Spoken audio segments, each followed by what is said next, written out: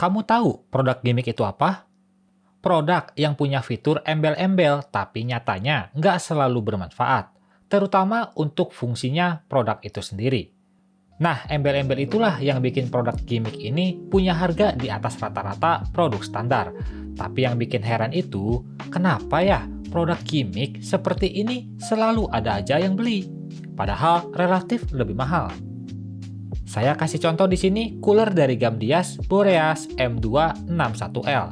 Sebuah cooler prosesor bertipe cooler tower dengan gimmick alias layar di bagian atas coolernya. Dalam boxnya kita dapat manual book, bracket-bracketan yang udah lengkap untuk seluruh soket mainstream, fan yang build quality-nya cakep po, bahannya halus, padat, dan cukup berat juga.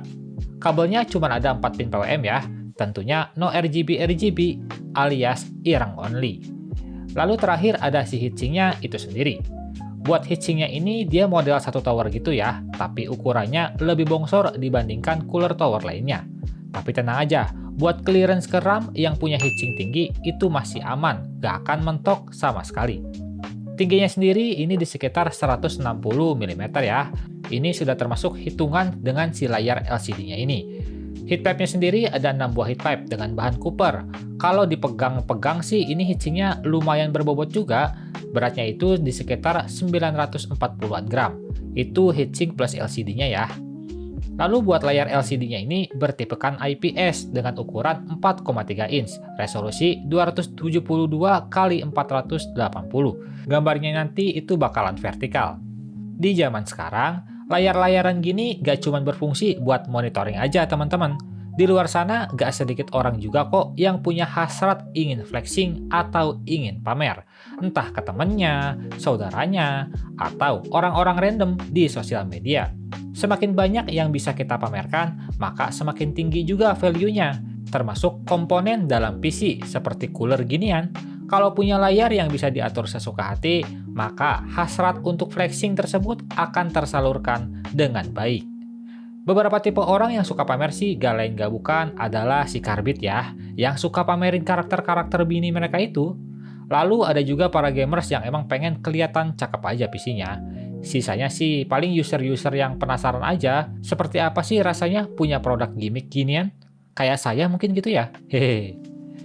Nah, kita coba pasangin yuk buat dites performanya. Di sini saya pakai soket AMD AM4 ya. Jadi bracket yang kita perlu ambil itu cuma 3 aja. Besi bracket, dudukan atau spacer, dan baut. Udah ada tulisannya kok untuk AM4. Pertama kita pasang dulu spacernya, lalu kita baut si bracket itu ke mobo. Kasih thermopasta, lanjut pasang coolernya, beres deh. Simple kan? Tapi ada satu catatan yang gak bikin simple sob. Di sini teman-teman butuh obeng yang panjangnya itu setidaknya 15 cm. Karena kalau pakai obeng biasa kayak saya di sini, dia gak bakalan bisa ngebaut si heatsinknya. Obengnya itu gak akan sampai ke bagian bautnya. Jadi otomatis kita perlu obeng yang lebih panjang. Kalau pakai obeng yang panjang kayak gini, dia bakal nyampe dan bisa diputerin secara normal. Jujur sih ya, ini agak PR. Apalagi buat user biasa yang emang gak punya peralatan banyak. Soalnya si Gamdias juga gak ngasih kita obeng yang panjangnya itu. Jadi kalau kita nggak punya, mesti beli lagi sob. Kalau di tempat saya itu, obeng panjang 15 cm ginian harganya kurang lebih 15 ribuan.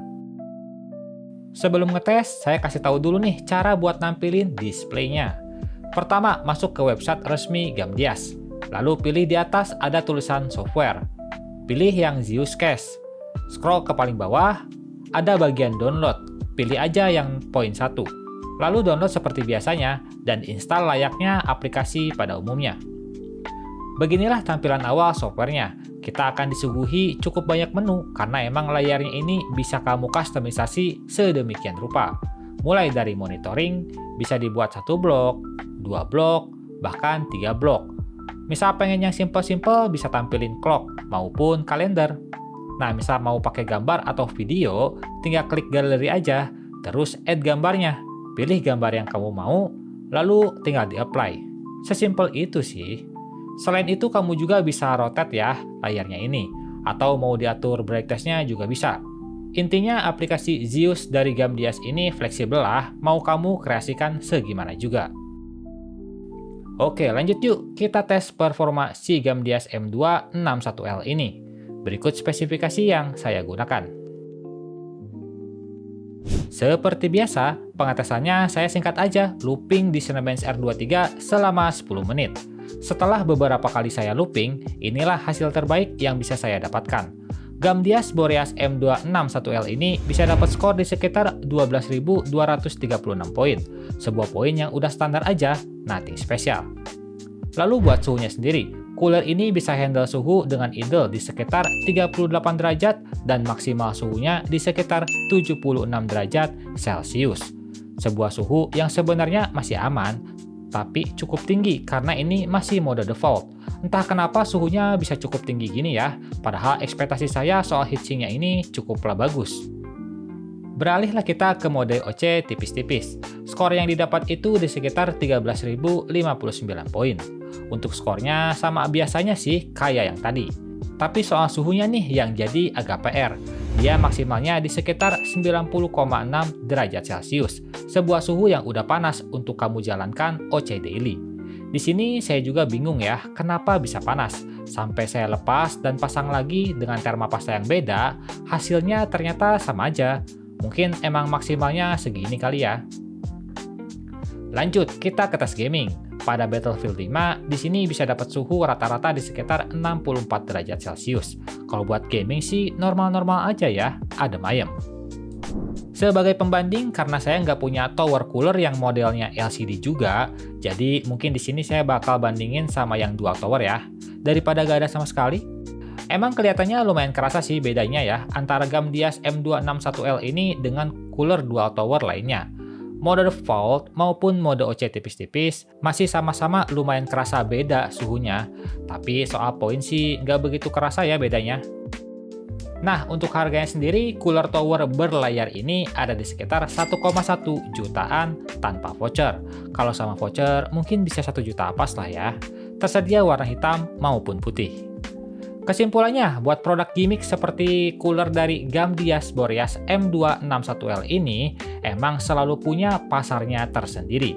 Kadang mereka menomorduakan performa dan mengutamakan estetika.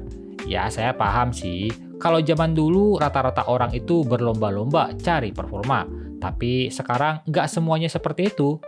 Banyak hal selain performa yang patut dipertimbangkan ketika membeli produk, apalagi kalau emang kamu adalah seorang yang haus validasi ya. Produk gimmick seperti ini sih sangat cocok buat kamu.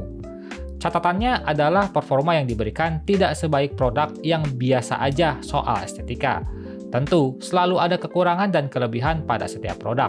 Kalaupun ada produk yang emang bagus secara performa dan bagus secara estetika, kekurangannya pastilah ada, yaitu harganya yang mahal. Hehehe, bener kan?